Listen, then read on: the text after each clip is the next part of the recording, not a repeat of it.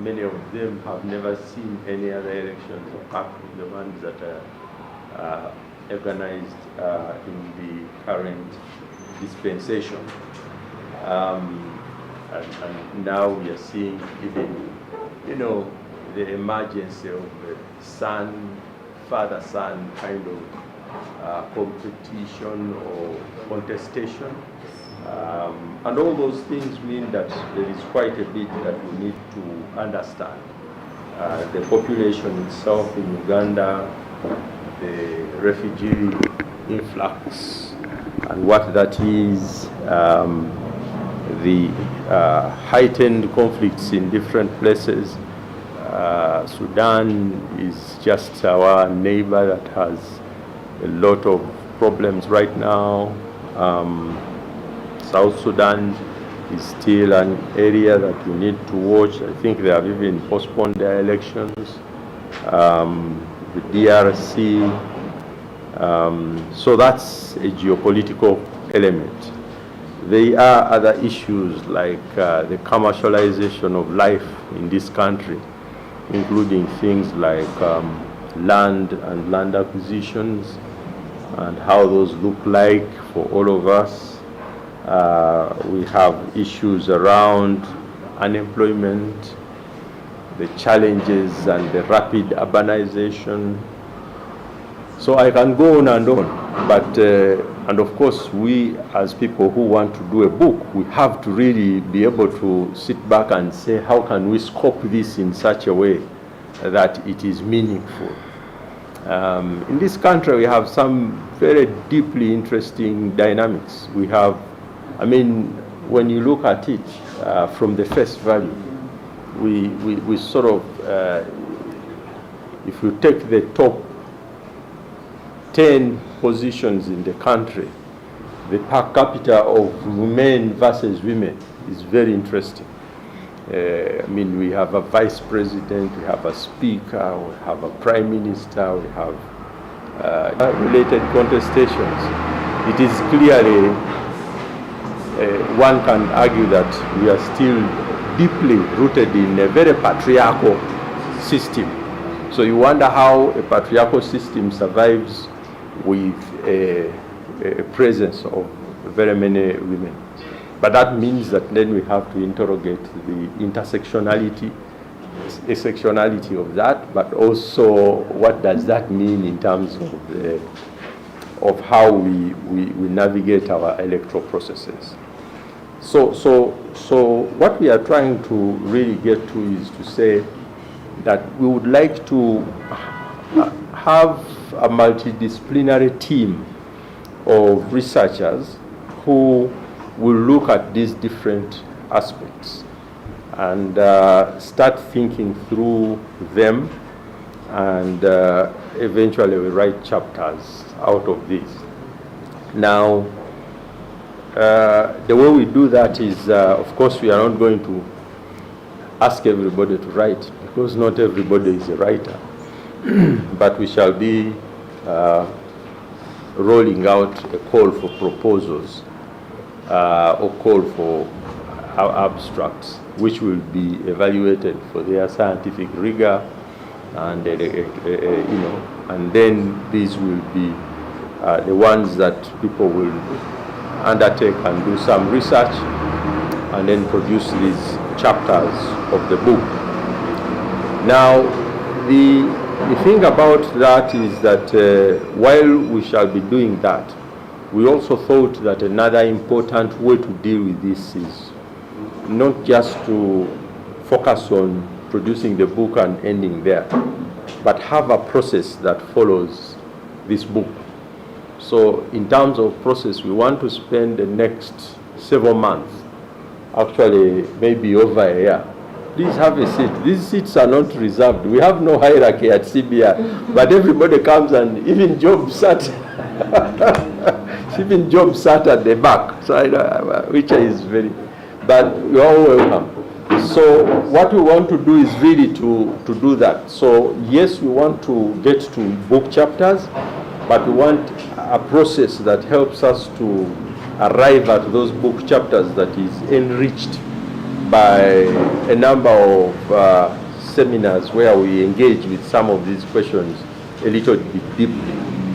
So that's what we shall be doing. So we'll be having the researchers who move into developing book chapters, but we shall also be having these monthly seminars to help us shape this work and to be able to also bring into this work those ideas for people who may not be there to write a book chapter but are willing to share their views. And then because one of the outputs for such seminars will be to have some kind of think piece that we produce out of the monthly seminars.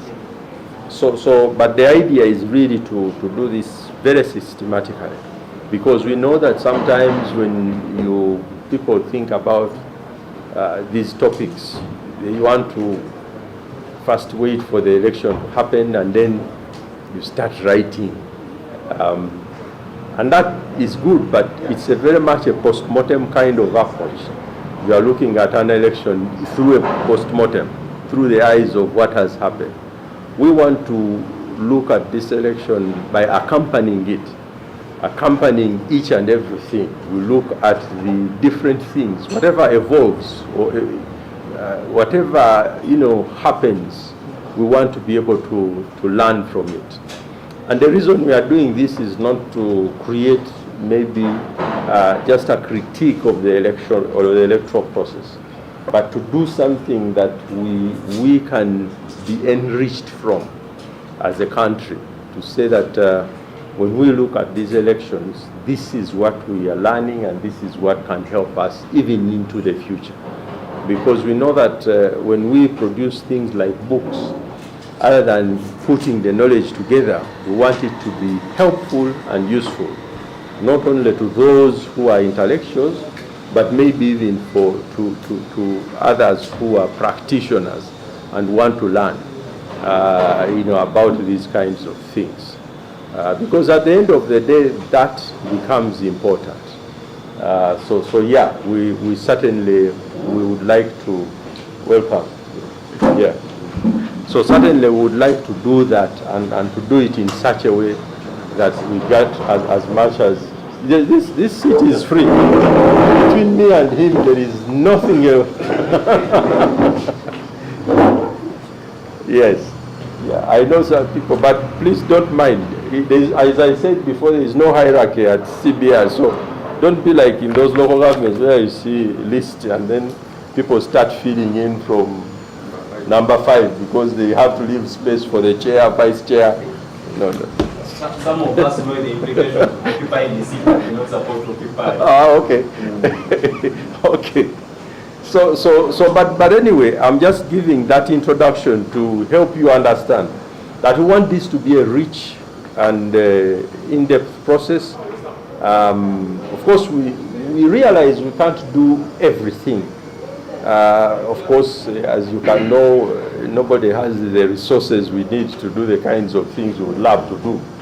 But we want to be able to say, can we make a meaningful contribution, which is not just a fly on the wall, because many of you know, and this is nothing against people that Robert works with who are journalists, that sometimes we invest too much we get too much of our knowledge from journalism. While journalism is not a problem, but you can imagine a 600-word article written overnight to become an opinion that guides your life.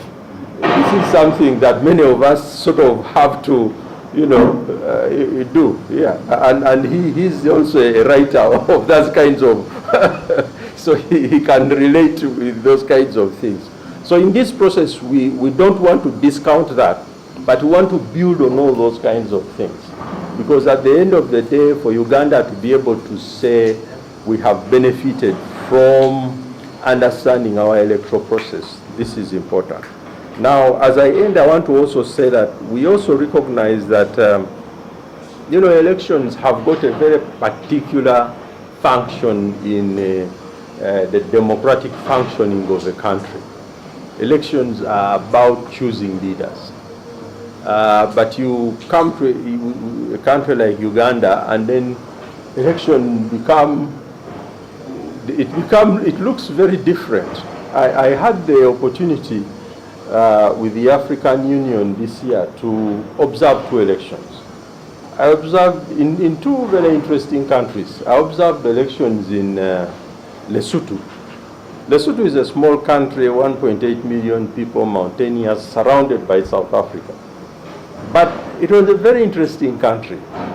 They had these elections, and they had so many parties, maybe like 35 parties. Now, I kept saying 35 parties in a place that has less than 2 million people. What are you trying to do? But it was okay for them. So I would visit, for example, in Lesotho, some of these places like the polling station. And the observers are more than the voters. You know, the observers of the political parties. We go in a room and it's like full like this one. But the people outside who are voting is like 15 or 20, and that's it. So you can see how, you know, and then I observed, for example, the elections in Rwanda. Very interesting, because for them, the election looked like a celebration of life. You go to a polling station, they have decorated it, they put ribbons, they put the booths that look like a wedding thing. There are lights in villages, and this is a, you know, and the whole country, you didn't even hear one person being slapped or beaten or pushed because of an election. And you look at that and you say, oh, okay, this is, and many people quickly look at that and say, oh, this is because of the one person or the other. But how do you manage to organize those kinds of things? So even for us as Uganda, I mean, it's something to really think about. And one of the other stories before I close and then invite Dr. Kisa is we are working with a youth organization that came to us, and it wanted us to, and I don't think they have come as yet, but they wanted to do a piece of research on youth and elections. So we've been helping them to shape the research. They've finished the data, we've looked at the report, but it's so interesting to see what young people think about elections in Uganda. The others who are saying, no, elections in Uganda is a joke. For me, when elections come, I'm looking for money, that's it. And then the other says, for us, if elections have no violence, then there is nothing interesting there. And many other things of that nature. But those things tell you that as a country, we have to do more to understand why are certain things looking the way they look. Why are we having certain narratives being promoted? And all those kinds of things. So anyway, just to tell you, I haven't shared any information because this, we haven't written a lot. We have about a couple of pages of what this project is about. And the idea is that through these seminars and through the researches that we shall be doing, then we can actually have material that we can share around. So when we finish this seminar next week, maybe next month, we'll be able to share with you whatever has come out of here as a way of, you know, helping us to have some material. But I think it's also important to say that we hope that this is something that is not only helpful for just one country, us as Uganda, but it's also something that can be used for the region. Of course, there are places within this region where they are advanced and better than us, but there are places that can learn from us. So we hope that we shall be able to do that through this work. Now, we want to really again, once again, thank you for these kind of things. We know that the electoral process in Uganda these days is sometimes when people talk about it, they are so scared to even talk about it. I know my colleagues in civil society are very sensitive to the fact that the election process has been a huge cost to them in the past. And so how they even engage with this one, I think will be something to think about much more carefully. All the photos are ours, so don't mind. This man is not taking them to give them to anybody. Even the phone is not his. But we just want to have them as a part of our material. So thank you very much, but that's just to tell you that this is how this project is. And of course, we are humble enough to say that we will be learning as much as we can from you. There are many other things that we want to do along the way, and if we find partners who can work with us on them, we'll be happy to. We think we can do, if we can do some kind of opinion polls along this process, we can do them. It will be helpful because I think those ones also help us to gauge what's going on. We are thinking about doing some participatory work that sort of collects people on electoral processes. When we find some resources, we shall also do that. But again, once again, we want to thank you very much and tell you that this is a living project, so we are not feeding any boxes for any donor to say that if we don't use this word, you won't get the next disbursement. No, that will not be what we shall be doing. Here we've been given the opportunity to think a little bit more creatively, but the idea is really to see how we can benefit Uganda as a country and also the region from all of this. So thank you very much. That has been longer than I thought. It was supposed to be 15 minutes, but it went to 25. But I hope that you understood where we are coming from. So how we are going to do is we are not going to have too many people talking. At some point, I'm going to open it up. Recording in progress. Professor. You for that achievement. Hi, Henry. Hi. Yes, Good to hear so, from you. Jordan, your people are already talking to us. Now that professor is here, let's just. Okay, so you can mute those people who are talking instead of looking. Yeah, Richard, we lost you. You lost me. Okay, it is the IT guy who lost me. Me, I'm here. I'm not going anywhere. But you will find me. Don't mind. So what we are going to do is we are going to ask Professor Kisa to give us a few comments.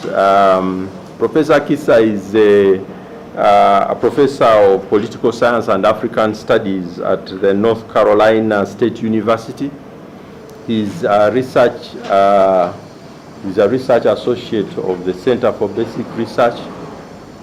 He grew up here at the Center for Basic Research, so we can claim him fully. Although we sent him to North Carolina, he's there on mission to teach Americans good African studies. After he does that, he will come back to Uganda, and we continue to do this. But along the way, Professor Kisa has done quite a bit in terms of political science, academia. He's written a number of books on a number of topics. He's really now what we call a frontline thinker on things to do with the political economy, African electoral processes, and all that. And we are always honored to have him in this. I should also say that him and myself worked together on putting this process and project together. So I'm happy that he has found time at a very awkward hour in the morning to be able to say something about this project. So Professor Kisa is going to speak for maybe 20 minutes, and then after that we shall open up for everybody. So over to you, Moses, if you are there. Hey, Richard, I'm here. I hope you can hear me. Loud and clear. Yeah, very good. As online, we lost you folks for a while. Looks like the connection went bad. And, sorry. As you're doing the introduction, actually, I could barely hear you, but I hope folks in the room can hear me well. Yes, we can.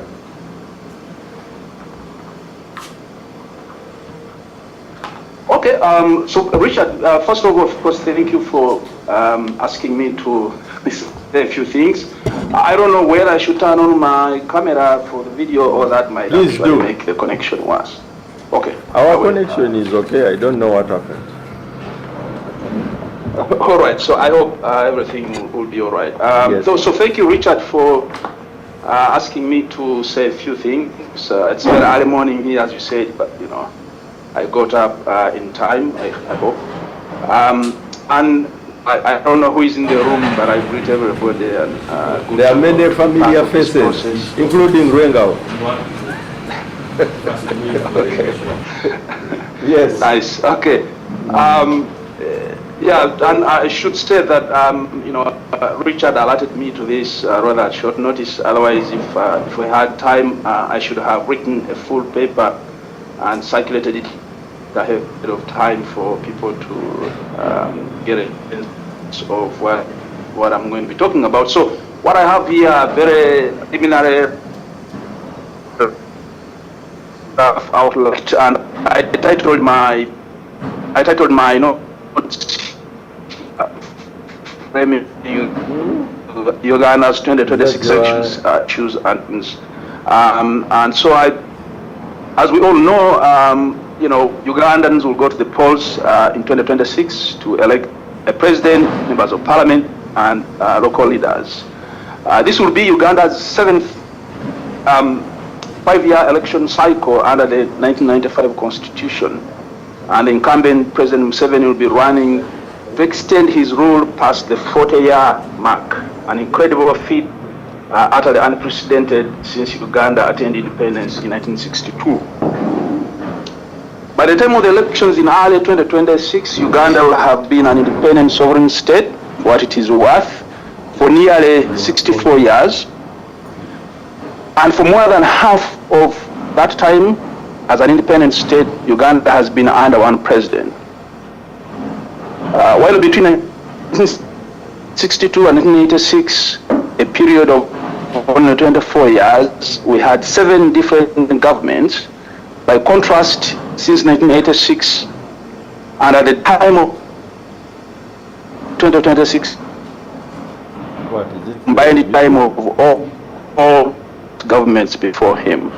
I think Moses. To put this in broader comparative African Moses, perspective, only 2 other presidents.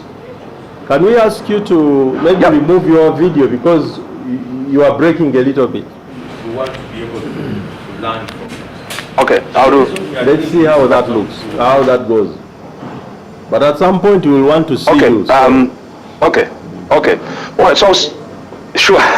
Okay, I would want to see you too. So I was saying that to put this in broader and comparative perspective, only 2 other presidents today on the continent have been in power longer than President Museveni, and that is Paul Biya in Cameroon, who has ruled that country for 42 years, and Theodore Obiang in Equatorial Guinea, who has been in power for 45 years, that is since 1979, and both of them still counting.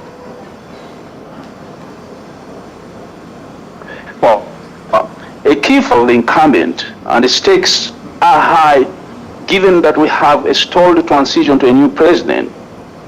Indeed, for a country that has never experienced a peaceful transfer of power, this remains an overarching problem. Uganda has been undergoing a monumental demographic transition with a very young population. More than 2/3 of our citizens are estimated to be below 35 years, meaning that the vast majority of Ugandans today weren't born when the current president came to power in 1986. During the course of Museveni and NRM rule, Uganda's population has tripled from about 16 million in 1986 to an estimated 50 million today. Yet, despite this huge demographic shift, the country's electioneering and the political landscape remains under the 1986 leadership crew. Whichever way one slices it, then there is a glaring disconnect between the popular aspirations of young Ugandans and the largely gerontocratic ruling group that is running the country. The 2026 elections will be conducted in the context of deepening economic problems characterized by mounting youth unemployment, poorly planned urbanization, a thin physical infrastructure that is up against a surging population, and an intractable land question, among other socio-economic problems. The 2026 elections will not be just another election year cycle, I argue. There is far more at stake, with forces of change up against the push for continuity. Given the purview of continuity, the overall administration and conduct of the elections, especially the presidential, will likely mirror previous election cycles and all the problems that we have witnessed in the past. Short of an overhaul of the legal and institutional framework for managing the conduct of elections, it is impossible to have in 2026 an election outcome that meets the standard of being free, fair, and credible.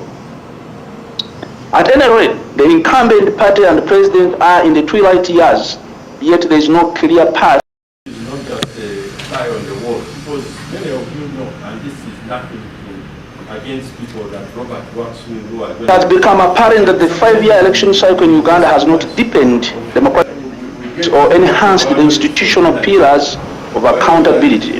In other words, we have not had democratization by elections as suggested by some political scientists. This calls into question the value and relevance of the 5-year election cycle, whether elections are any longer a means of expressing popular democratic aspirations, considering that on the balance of many factors and variables, Uganda has been on a somewhat democratic retrogress. Rather than another election cycle with all the attendant costs in money, time, and even lives, perhaps Ugandans would instead do better to return to the political drawing board, reimagine a fresh political future, regenerate a new national consensus, and forge a different political path. But this idea of not holding elections in 2026 is an obvious non-starter. Given the is an obvious non-starter and highly unlikely given all the interests and personal ambitions lined up in search of power and positions. Yet, I need to emphasize that the country must think beyond the 2026 elections. With these preliminary thoughts and general statements, I would like to propose some issues and questions around and beyond the 2026 elections that our book project can consider taking up. And I'm going to provide these in no particular order, and by no means are they exhaustive. Number one, the possibilities and prospects of the 2026 elections providing the basis for charting a new national consensus about a different political direction for the country. Given that the 1995 Constitution has largely been eviscerated, especially once the presidential term and age limits were removed from the Constitution, and considering the appalling state of the rule of law, how can Ugandans renegotiate and attain a new constitutional pact and a viable social contract? Number two, what do elections mean to ordinary Ugandans, especially rural folk? Are there everyday meanings that people attach to elections and democracy at large that are beyond the standardized representation of quote-unquote support for democracy that we often see in surveys by Afrobarometer? Number three, what are the electoral political dimensions of the land question and the productive sectors? It will be interesting, I think, to investigate how the 2026 elections intersect or engage with the complicated land question, but also the specific productive sectors, including coffee, fishing, and dairy, among others. The land question